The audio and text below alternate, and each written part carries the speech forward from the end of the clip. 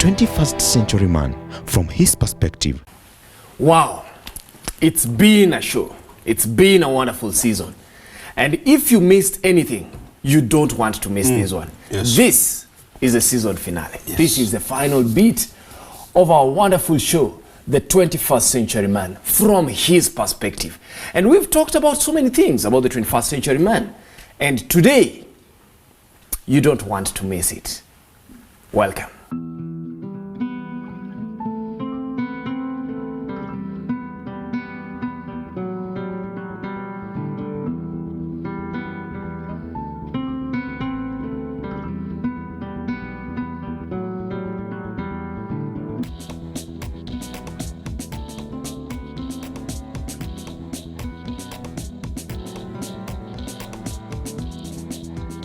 Are you that man? 21st century man from his perspective. With me, we saved the best for last. And here we are, your wonderful guests. My friend, the friend of the man from Tarsus, Pastor Solomon Agut. He's with us. He's been with us all through. And I'd like to welcome my good and wonderful friend, a parent in his own category, a man who is passionate about life, a very resourceful member of this team. Thank you for joining us, Joseph Agut. As we go through this, the 21st century man from his perspective, allow us to pick from the street as has been the norm. We don't always want to leave your perspective out of picture. So let's get to the streets and hear what they have to say about the 21st century man. Kila mtu anahitaji asimamie familia yake kama mwanaume wa hiyo boma, umsaidie familia yako, mke wako pamoja na watoto. The children, when growing up, they need to have their parents with them. They need to have their parental love, which is very, very important for the family in the setting.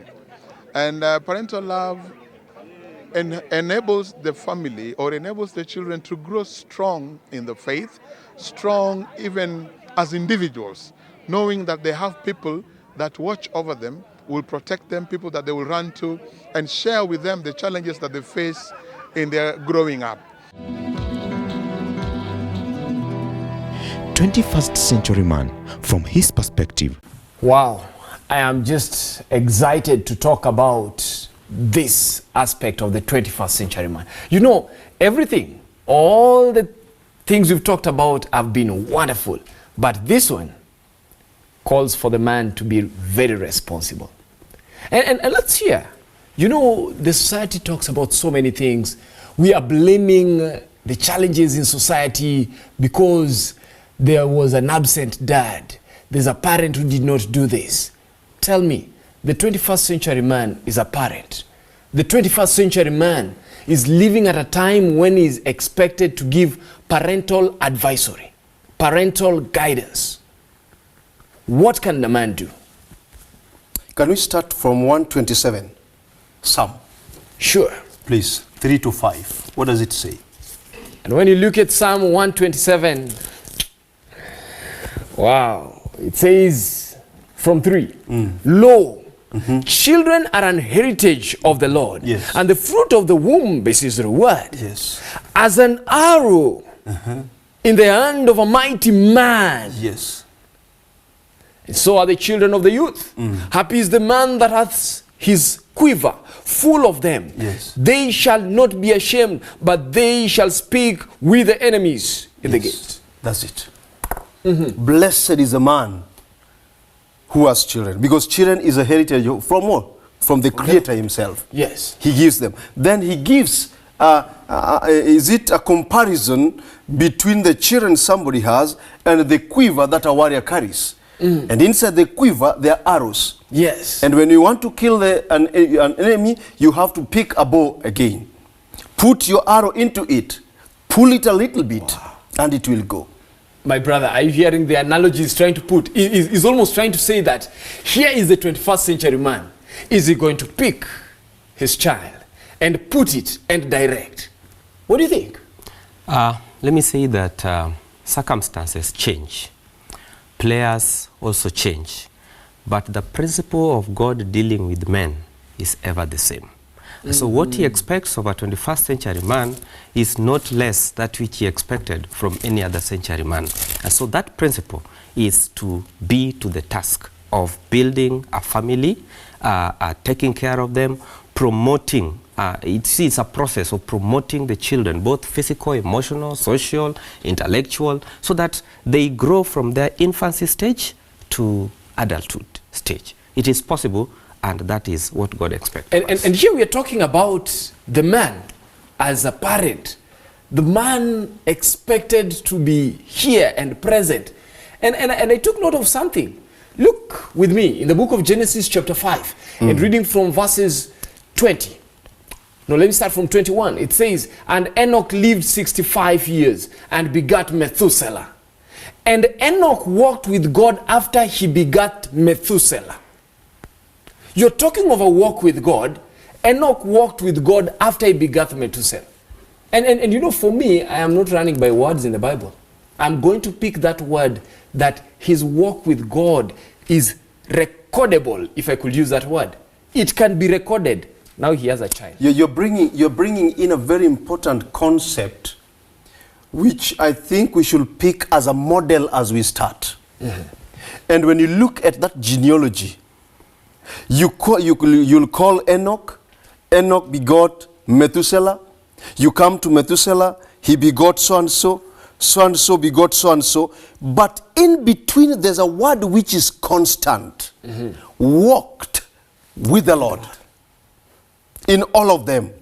Which means as we start the idea of parenting, Solomon Ogutu, let me start from my dad. Edward Ogutu, Onduru, begot Solomon. And he walked with the Lord. Yes. Solomon begot Eddie, and he walked with the Lord. Eddie begot so-and-so, and he walked with the Lord. Yes. Is it possible that in the process of parenting, there can be a record in between of walking with the Lord? As you walk with the Lord, as a parent.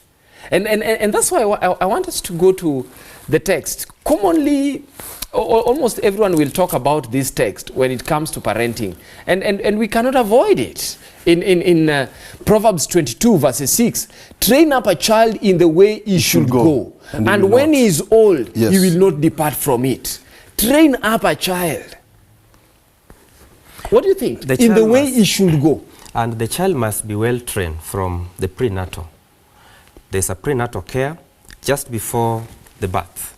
The child has to be trained well still in the womb. And I should say, the training of the child does not begin when the child is brought to this sinful world. It begins even from the time of mating. I want him to hold it there a bit. Give you a story. You're going to continue, Yes, please. yes. Don't just hold it there a bit.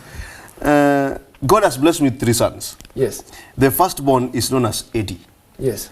When the mother was expectant, it found when we were still in the youth group in a church in Kisumu, in a church called Kisumu South.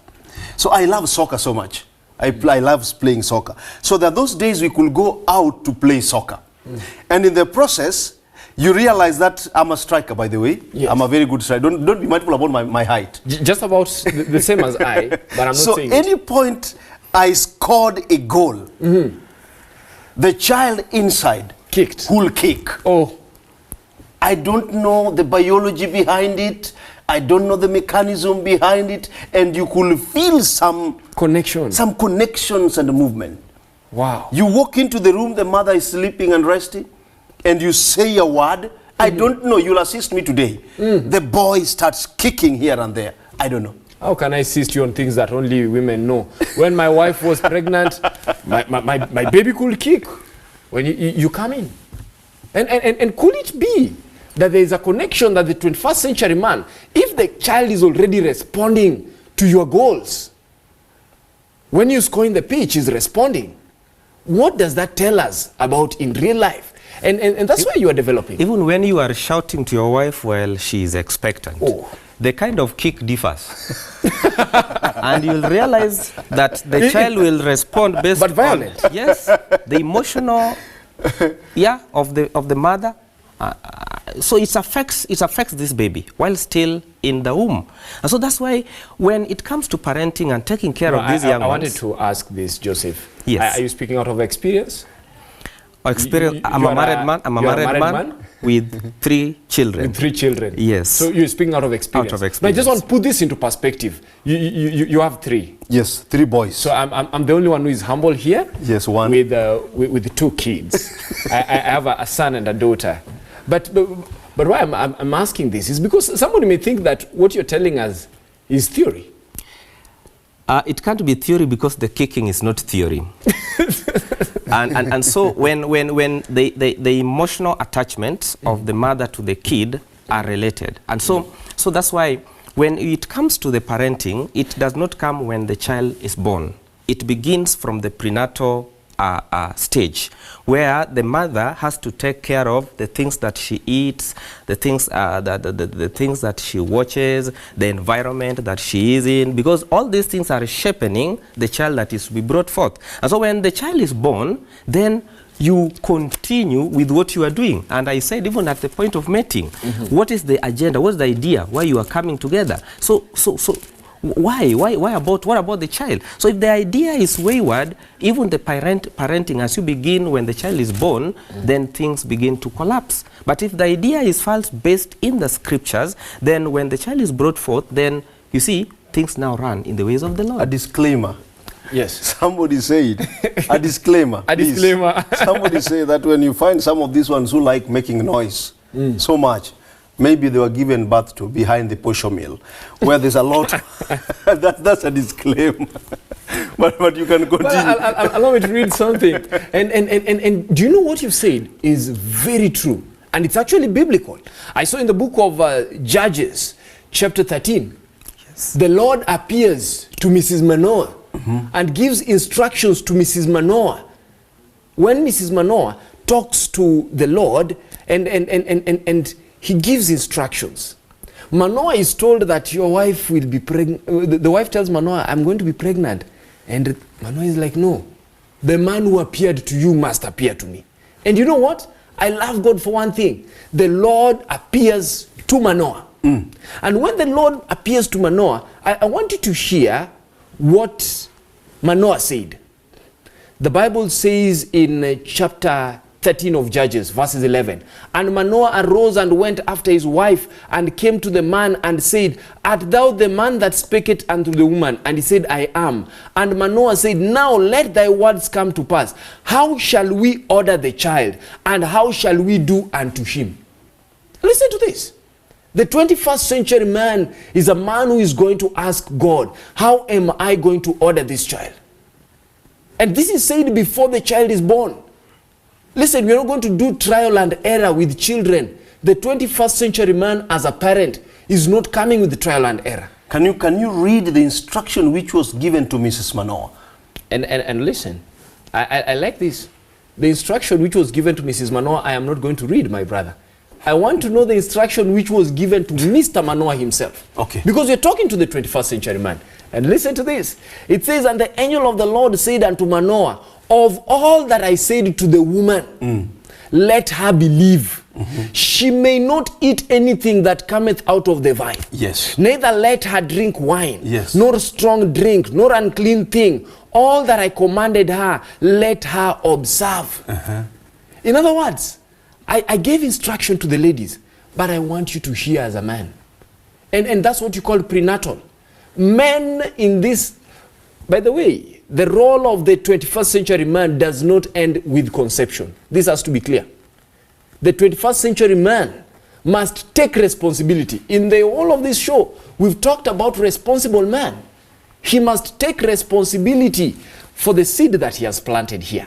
And as we talk about that, remember the instruction which is given to Mr. Manoah, after being given to Mrs. Manoah, it is instruction which is clear because of the type of the son who was supposed to be given birth to.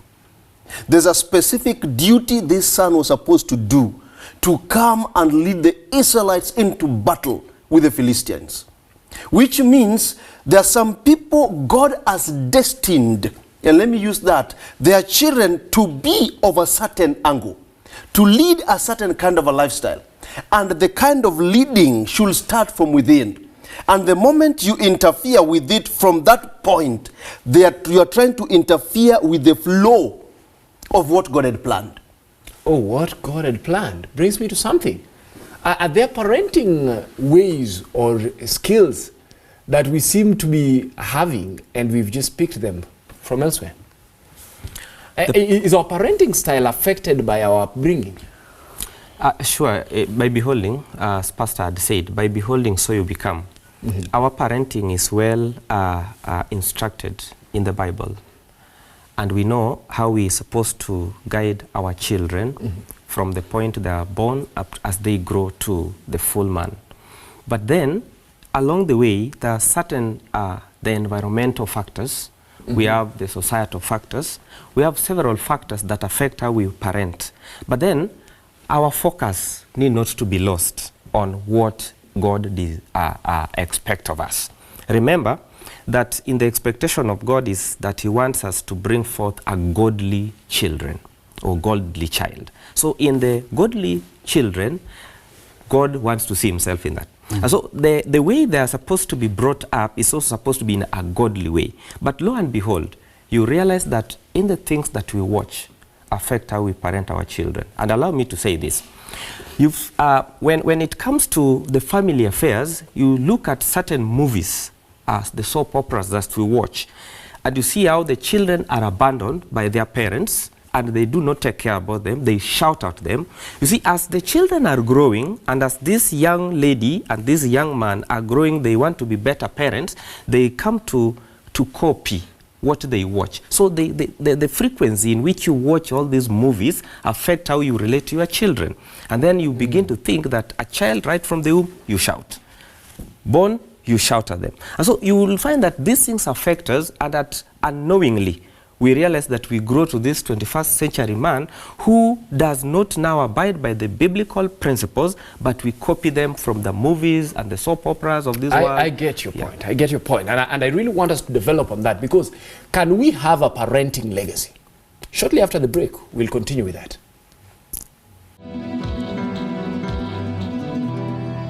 21st century man from his perspective. Hello children, I have great news for you. A brand new season of Bible Treasure Quest is coming soon. Do you know why you believe what you believe? There are things about our faith that are important for us to understand as children. Watch this brand new season and learn more through quizzes, games, stories, and songs. Don't miss out!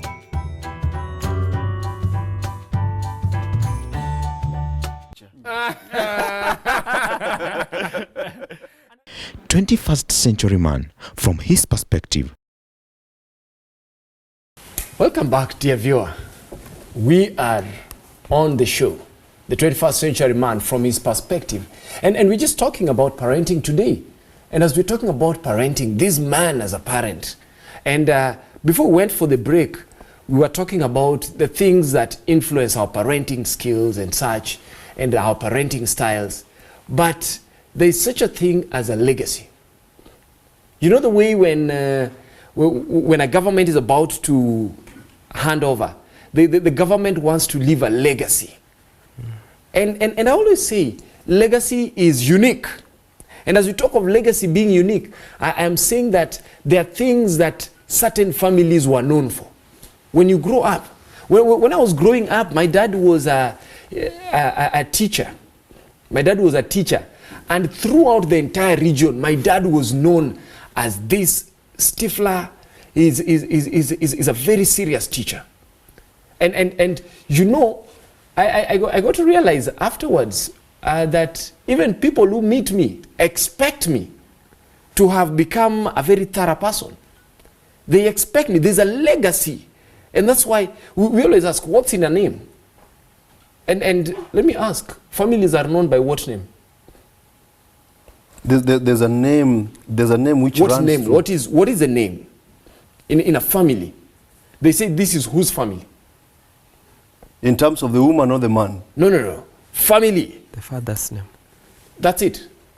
The family always picks the father's name. We say the house of Jacob. That is true. We say that the is house true. of Abraham. That is true. 21st century man must understand he is expected to stand and give some guidance on this family name. He's creating a legacy. He's creating a legacy as we're talking about names.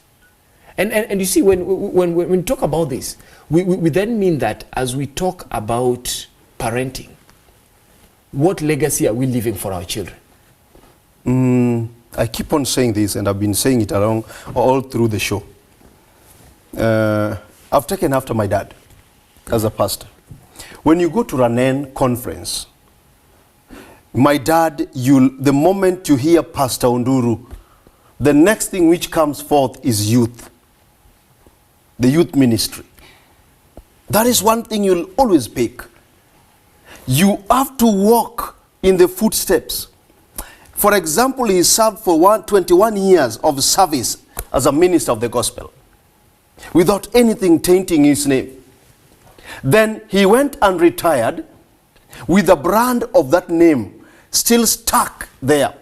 The moment Solomon Ogutu Otieno comes in, there's a brand which has already been created. You get it? You walk into it. If you taint that image, you kill the person who is coming next. You are going to kill the person who is coming next. Look at the way it has happened all the way down. When you come to Abraham, you come slowly by slowly. When the firstborn sons are killing it, there are people who walk in to rescue that name. When the first son of Jacob killed it, Judah came forth and rescued the name. Joseph came in and rescued the name. Look at it. So it happens like that, slowly by slowly. There's a name in the family. If the father cannot make that name, it is going to be crushed. And crushing it means the next one who comes in starts afresh. As a parent, let me hear. We are talking about parenting. And you know, parenting, you brought in an interesting perspective that there's a child in the womb. Do we have different parenting styles when I'm dealing with a child in the womb, when I'm dealing with a toddler, when I'm dealing with a teenager, when I am dealing now with a grown-up youth, or when I'm dealing even with one who is married? There should be, because at each stage there is development. And so at the fetus stage, when they are still in the womb, there is the kind of development. They are not able to talk, they are not able to reason with you, and so you need to guide them and everything they take, right?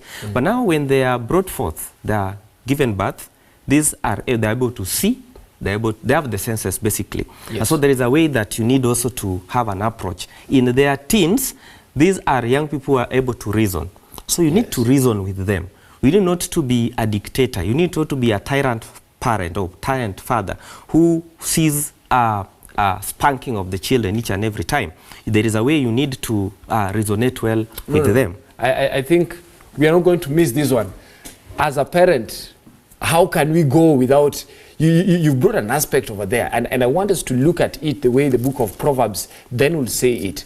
Because you've said there's a given level. So I need to know, at what level do you administer discipline in a given way as a father? And by the way, do you know, the father must administer discipline. Sure. If the father is afraid of administering discipline, the kids will know. Spare the rod and spoil the child. Let's read it, because this has been contentious for a very long time. And spare the rod, and how do you administer the rod? Listen to this. In Proverbs 19:18, it says, chasten thy son while there is hope, and let not thy soul spare for his crying. Correct your son when there is hope. And I want us to make this clear to the 21st century man, that there is an age where you can be able to correct. In fact, in the Kiswahili, they talk of... I wanted to come to that. Samaki mkunje angali bichi.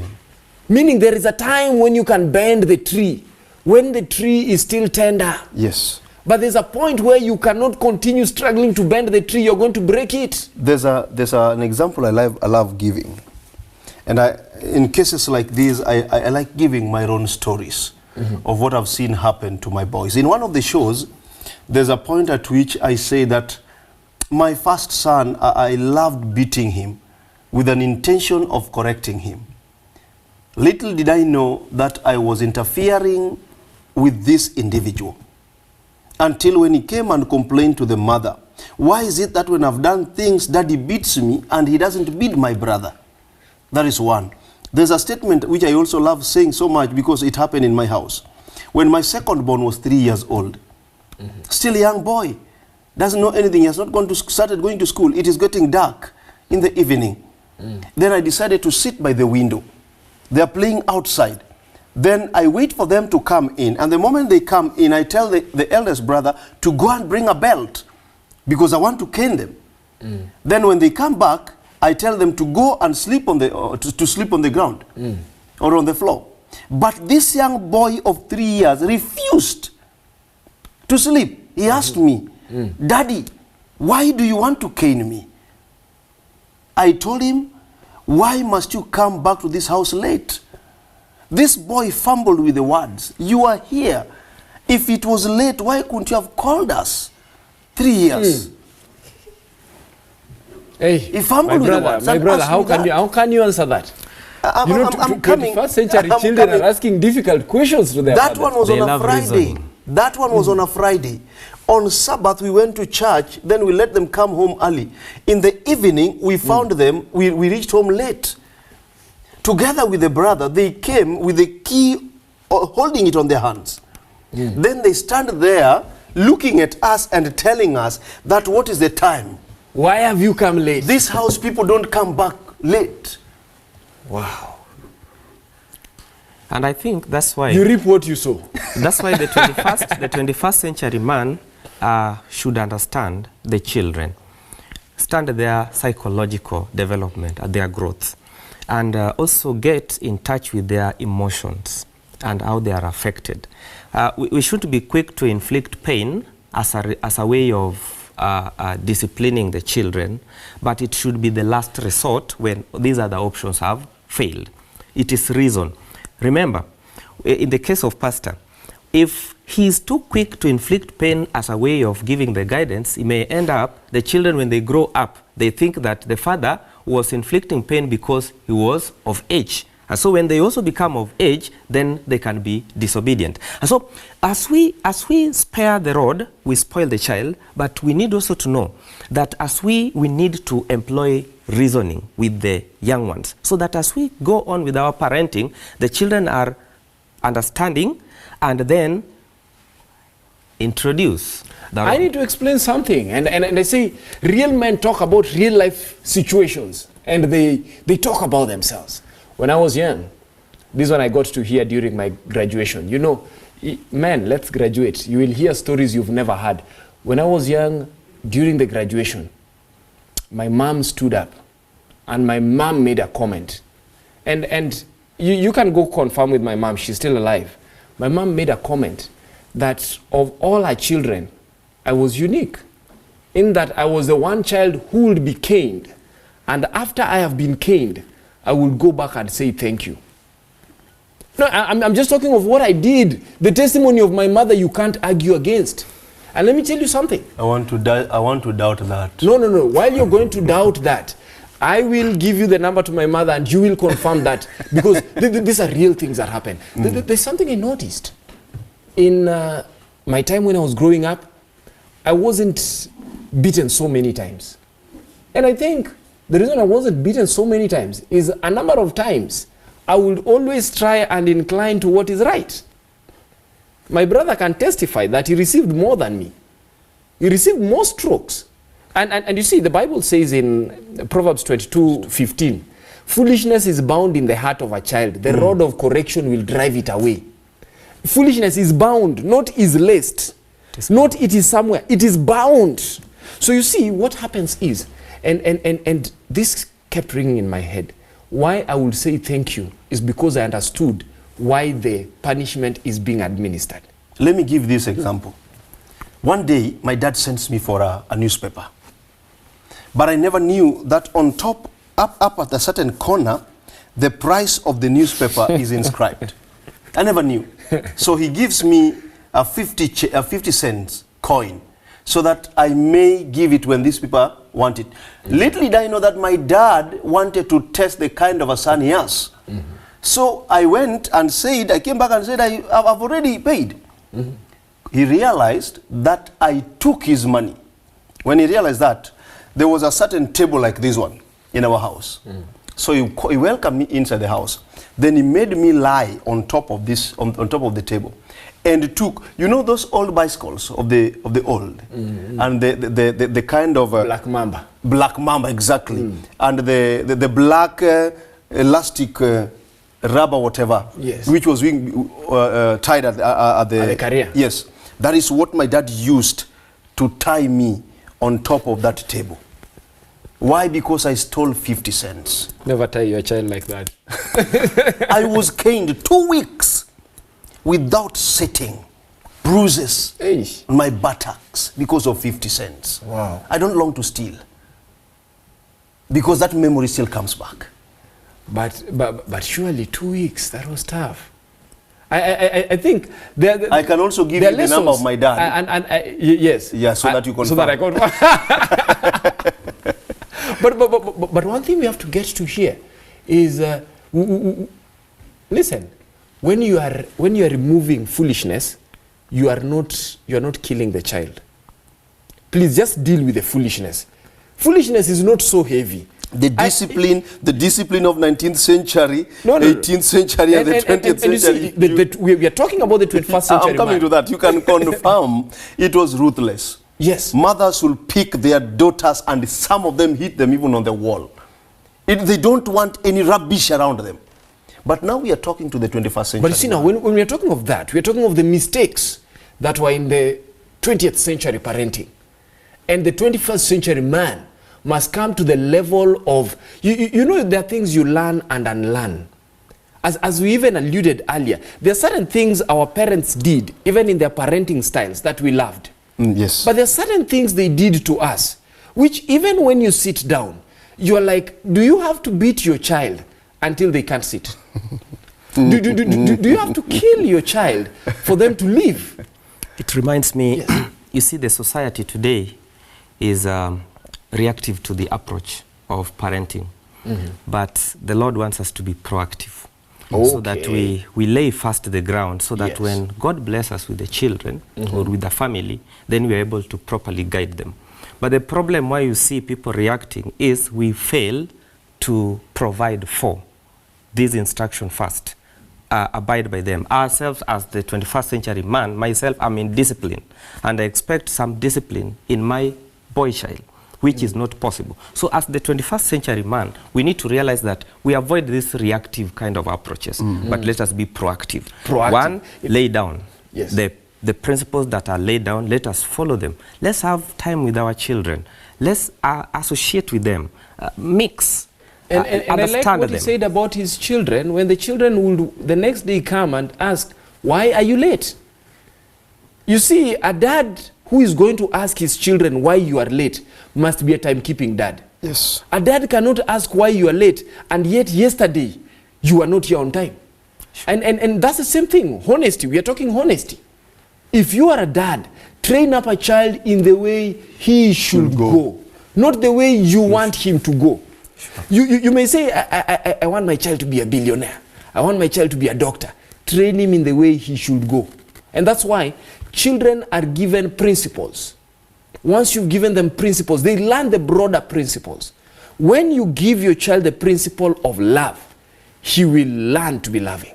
When you give your child the principle of honesty, he will learn to be honest. And as we take the break, I want us to come back and just crystallize this, because children are misusing money nowadays. Can we teach them frugality as a virtue? Let's take a short break. 21st century man from his perspective. The smile on my face as I watched her walk down the aisle. I knew this was the beginning of my happy ever after. We would play like little children who have endless energy. He made me laugh every single day. Oh, What bliss!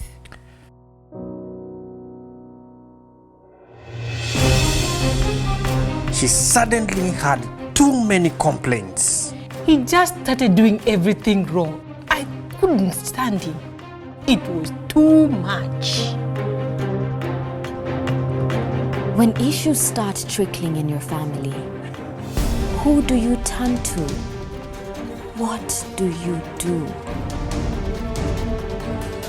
Watch this brand new season of Family Times. Join the different families on set as they share their experiences of how God has kept them together through it all.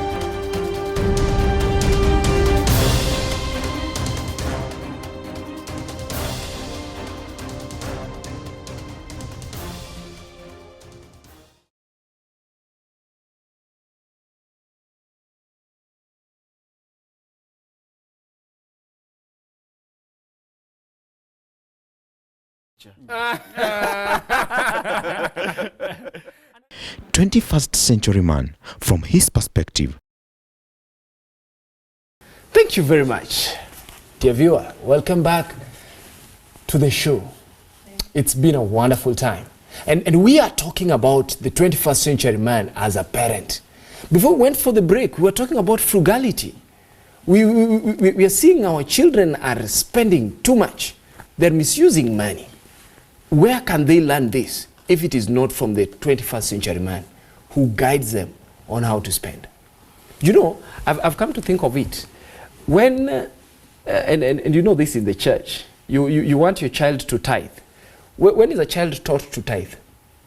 Is it taught to tithe by you giving him 1 shilling and telling him to pay the 1 shilling in church?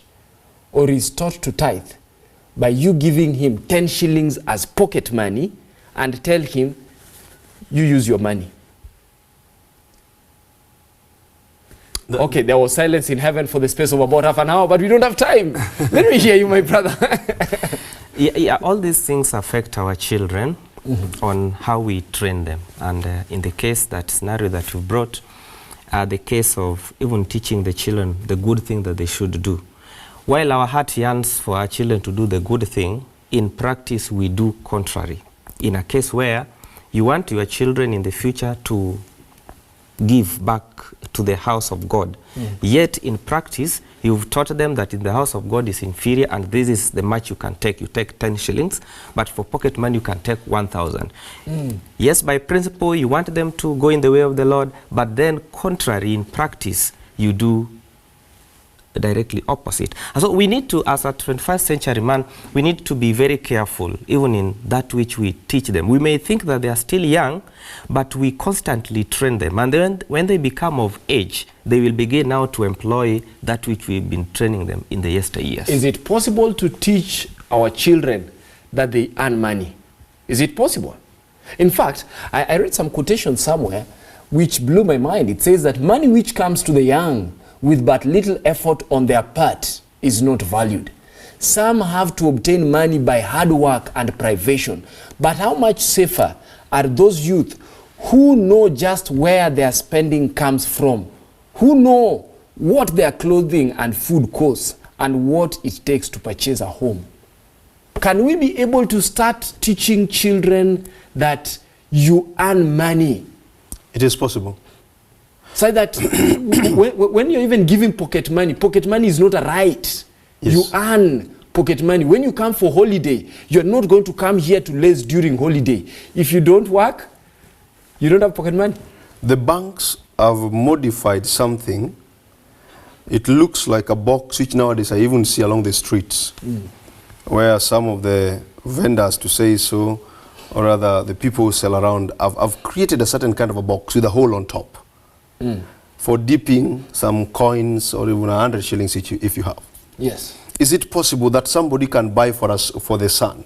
Jumbo Junior. That is what I needed. Jumbo Junior savings account. You go to KCB, you find them. You go to Equity, you find them. Now, they give you that, you go back with it at home. You dip everything. It is them who are going to open it for you when you take it back to the bank. And the day they want a bicycle, they tell them, go to your account. They buy it from the account. Yes. which means these boys and these girls have started understanding the art of saving. Wow. When they are from at home, they're in secondary school, you tell them that I've given you a pocket money of 200 shillings. That money is not yours. That money was mine, but now it is now yours.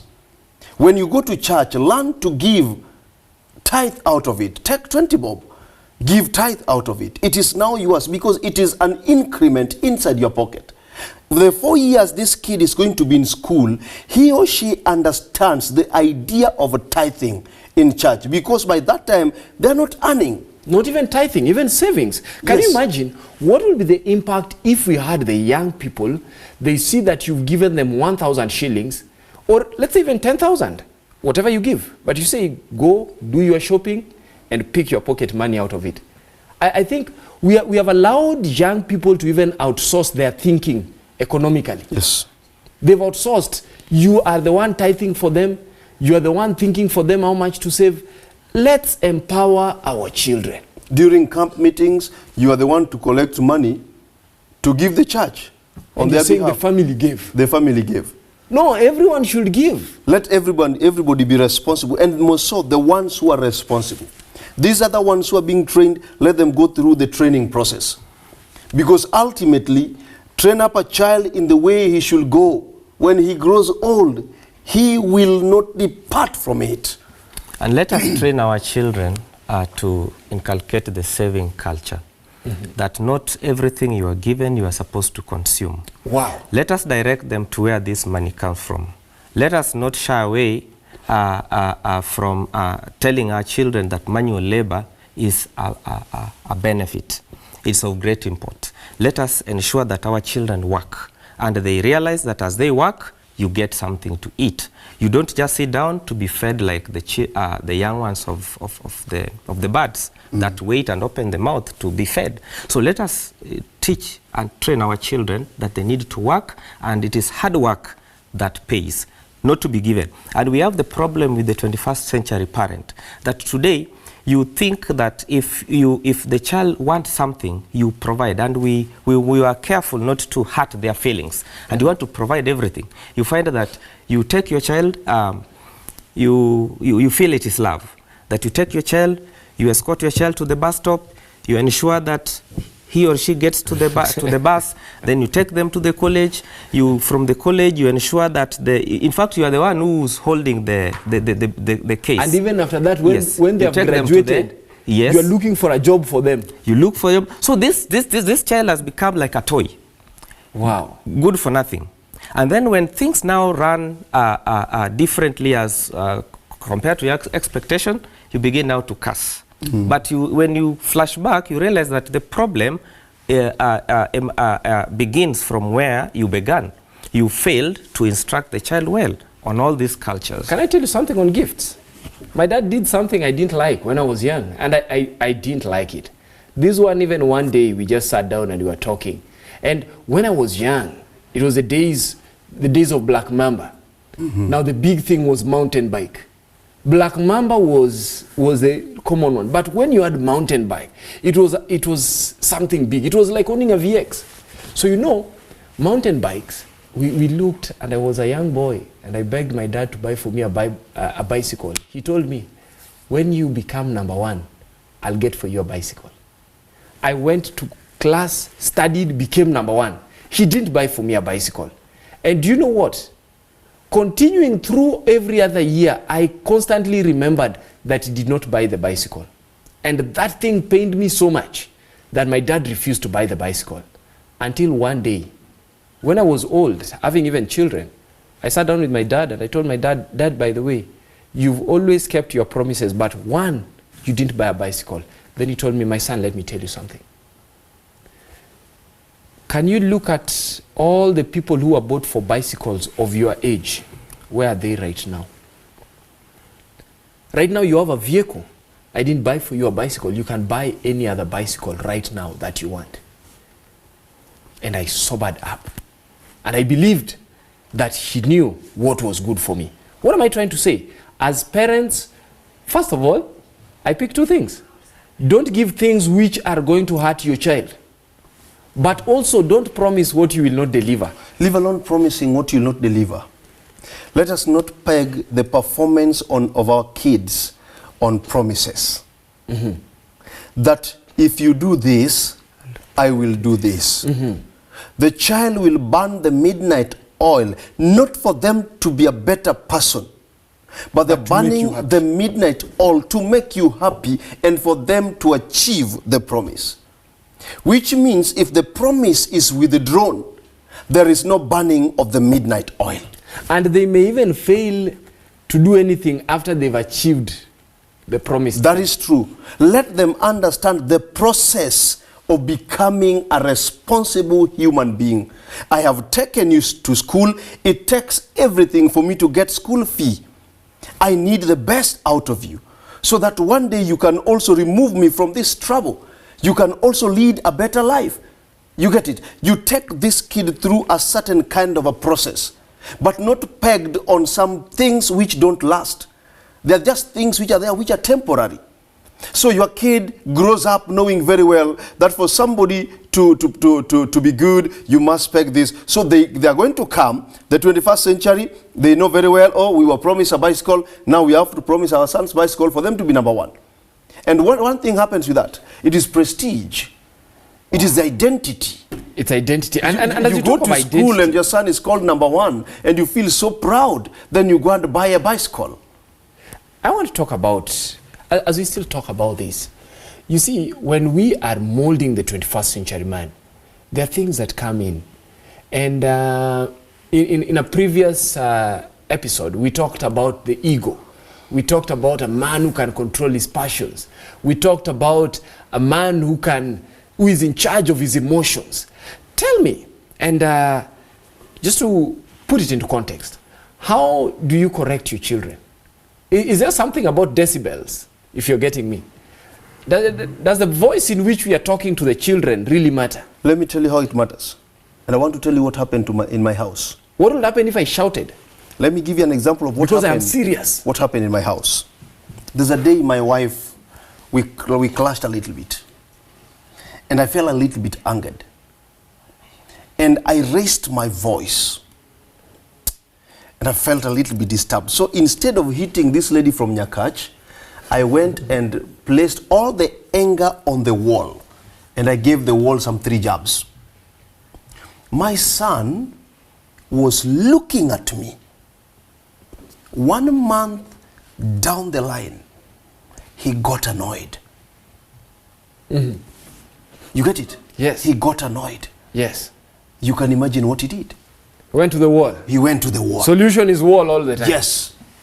Wow. Much aggrieved. He went and gave the wall again 3 jabs. Young boy. Why? Because he knows very well. When you are annoyed, the wall. Go to the wall. Where has he learned it from? The dad. And it brings me to this, that how you treat your wife affects how your son will treat the wife. How your daughter will view the man. And so most of when look at how our daughters relate to men emanates from how we treating our wives. And so sometimes we've taught our sons. I think the 21st century man who neglects his daughter may end up being a trouble in some family. That is very true. Wow. So it's very important that we understand that concept, so that the parenting is not just a matter of guiding the child, telling the child do this, do that.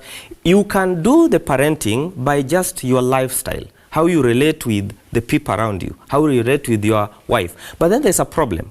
The 21st century man has left to an extent the work of disciplining to the mother.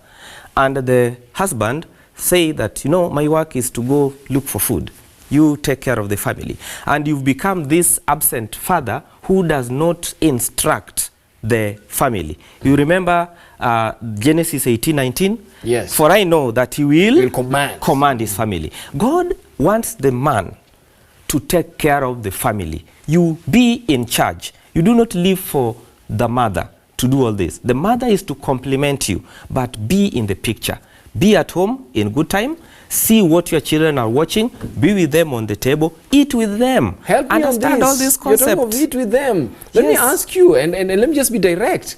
Is it possible that children can laugh where parents are seated? Can laugh, they can joke. Can you have a light moment with your children? Very As a possible. parent, is it possible that you can be able to have some humorous moments It is very with your possible. children? It is Is very- this necessary for the 21st century man is very to be a possible. man who is not only viewed like the stone-faced man, but is a man who is also viewed as he has a humorous side? He can be able to share with us a joke. God has blessed you. You are an engineer. Yes. You come from work where people respect you. Remove your suit, go to the ground, go to the floor, Certainly. play with them down there. Oh, you should see my daughter. My daughter normally says, "Dad, swing." He assumes that I am supposed to be a swing in the house. She assumes that she's supposed to come and jump on my back. And one thing I realized, doesn't make you less of a man. When your children are smiling and happy in the house, doesn't make you less of a man. There's a young boy in my house. Sometimes when he wants to eat, he's being fed, he comes and climbs on my shoulder. So he wants to be fed when he's seated on my shoulder. Then he tells the brother to come and sit on my back. Yes. And they feel so good about it. That is what they miss when you're away. Wow. So when they see you come back, they welcome you because they know that is what is about to happen. Now let me give this with all due respect and allow me to say it. A single mother bringing up children and also bringing up girls, and the girls see the way this single mother can take care of herself together with all of them, the three ladies in the house. I want to promise you, one, if not all, will not long to get a man in their life. Why? Psychology. Our mom can take care of herself. We can also take care of ourselves. Hey, time is not allowing me. It's been a wonderful show. But I'm not going to leave this without pointing out. What are we trying to say? This man as a parent, if he's not present, you're saying that the daughter is likely to fail to be a good wife. If he's not present, and this means we have to be actively present. Talk to me something about, can a man as a parent, and I'm giving you just 1 minute, can a man as a parent listen to his children? Can he give his children freedom to make decisions? Is it possible, and can he still retain the authority when he listens to his children? Very important that the man in this age do the same. We're in the age where technology does a lot of things, and not only do our children listen or consume from us, but they consume from other sources. Today we are in the high-tech world where they get all these informations on the medias and all these other things. And so if you think that you want to be a tyrant in this year and age, then you are going to lose it. You need to have time, reason. Let us reason together. Even God says, let us reason together. Let us Isaiah reason. 1:18. It does not mean that you are weak. It does not mean that you've lost your parental guidance. When you come down, reason with them. Do not be this kind of father who thinks that, you see, now I am the elderly, they are young people. You're creating a gap. And within a very short time, you'll realize that the gap is so huge that the kid cannot cross over, neither can you cross over to your children. Parting shots. One thing we need to know, they want us more than the way we want them. Wow. And the vice versa is also the same. Yes. That we also need them more than the way they need us. They need us more than the way we need them, which means we need each other. Wow. We coexist. Wow. So that we come up with a dynasty. Yes. Let me call it a dynasty or a dynasty. Yes. It depends with your school. Your teacher. Your teacher. And school. And when you come up with that kind of a closed place, remember, no one will infringe. No one will poke holes because you are a team. You are a people. These people need us. We also need them for the sake of the name of the family. let us come together and work for the betterment of that family. Our daughters look at something in us which will inform them of the next man they're supposed to get when they're going to be married. Our daughters look for something in us which they long to see for the next, our sons, for the next lady they're going to get married to. Wow. Let us help them so that they don't pick what is wrong, but we give them and become a role model always and all time. 21st Century Man. It's been a wonderful show. And there's just so much we can say. And as I say, time will not allow me to say everything. But I leave you with this punchline. And I want you to remember the 21st Century Man, in the show today, we have concluded that he must be present as a parent. It's not about whether you're going to church or whether you're not going to church, but just be present. There is something that your child will learn from you. There is something that your family will learn from you. And it's been a wonderful show. I don't know what to say about it. Coming to the end of this show, I'm in fact looking forward to another show like this. A show where we talk real issues to real men. And thank you very much for having followed with us through each of the episodes that we've had on the 21st Century Man. And we appreciate your feedback as they came. Take time to go through the 21st Century Man again.